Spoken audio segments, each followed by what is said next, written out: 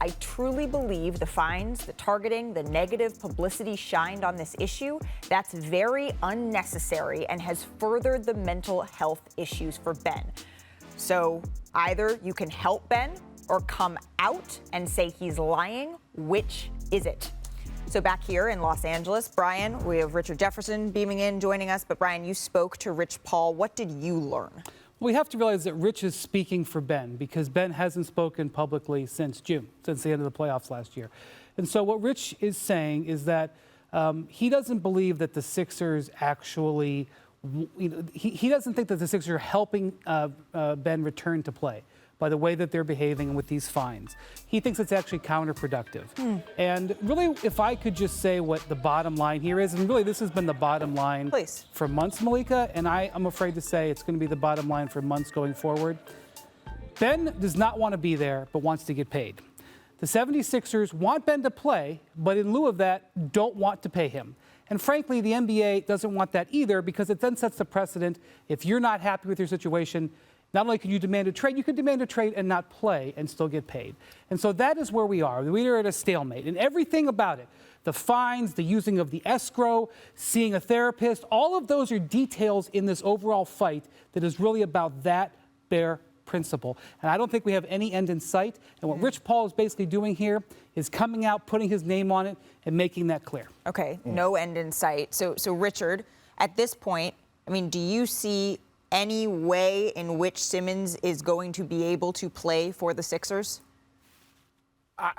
Again, you never say never because ultimately, cooler heads can prevail. But I will point to, and people have been talking about it recently, you look at the John Wall situation. John Wall was told that, hey, stay home, right? Until we figure out what we're going to do moving forward, we're okay with you staying home and getting paid. And so when you look at that, these are two situations where you have like high-level, high-attention type players. One doesn't want to be there and wants to get traded, and they're trying to force him to come. One is just has too bloated of a contract, and they're like, look, stay home. So there's just so many different ways to handle this, and I will be honest, both sides are handling this probably not as well as they could. Do you agree, Perk?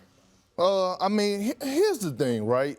Like, mental health is serious, okay? And I don't want to say that Ben Simmons is lying. Matter of fact, I wish him well. I hope he get through this trying time, if he is dealing with mental health. But what I'm saying right now is a few things. One, that Ben Simmons' plan is backfiring on him right now because if you look at the steps that he tried to take to force his way out of Philly, saying he wouldn't report, saying that he wasn't going to show up, he wasn't going to play in Philly again, then all of a sudden the fines started to come in. Here's the thing. I understand as Rich Paul being his agent, he's supposed to support his client and step up when need be.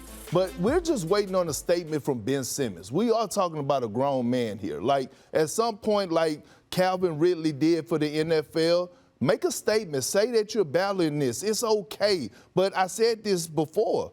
Look, it was going to come a time where it was going to be that one ownership group that was going to put their foot down and make a stance. And now you have this ownership group of the Philadelphia 76ers who's not budging, who's making a stand. And guess what? All owners from around the NBA are supporting the ownership group and saying, fight this fight. So this is where we're at. One thing that Rich also said to me was that if Ben is healthy, which he is, the only thing that's keeping him from playing right now is because he's not mentally in the mindset to do it. Yeah, but you got to communicate that. Like, you can't just say I'm going to deal with this. And he is communicating it, but I think the issue is the Sixers saying you have to communicate it on our terms. But Perk, your point about the ownership standing up to this, I think this is a league-wide problem because last year you had the Thunder putting out a statement saying Al Horford isn't going to play. He's fine. Or he's not going to play him because we're going to try to trade him. We don't want him to get hurt. John Wall, same thing. Like, we're not going to play him. Once you set the tone that it's okay for some guys not to get paid and wait for a trade, and it's not okay for other guys not to get paid and wait for a trade, that's a league issue, Perk. And I know that that's an Adam Silver issue that has been spinning in this direction and has come to this reckoning. You look incredulous, Perk. Yeah, but it's communication. It's communication. John Wall is Rich Paul client, right?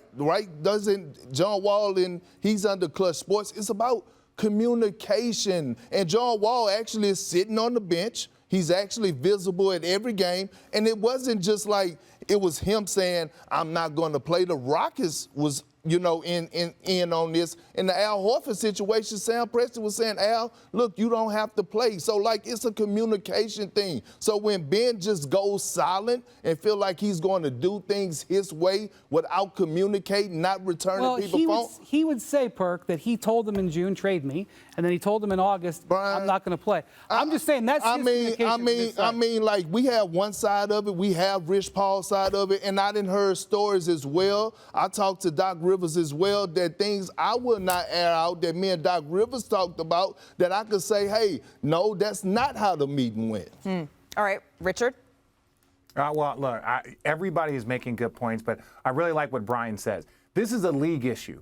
Because as much as we talk about putting your foot down, and you're right, Perk, the Philadelphia 76ers owners are just like, hey, this is what it's going to be. We're willing to go. And you could tell by Daryl Morey joking, if you will, saying that, hey, this could be a 4-year issue. Again, even when he said that, that was a direct shot. Because if this is a 4-year issue, then let's be honest, then Daryl Morey hasn't done his job properly. You got to be able to move on and move the franchise forward. But this is a league issue. You can't have, like you said, John Wall. Then you have Al Horford. You have other players during the trade deadline that are constantly asked to sit out because we're trying to trade you. And when the trade doesn't go through, next thing you know, they're like, all right, well, let's go and finish the season. So this is a league issue that needs to be handled. And this sometimes moments like this where you have two sides that aren't backing down, that's when you get the league to kind of step in and says we need to adjust this protocol.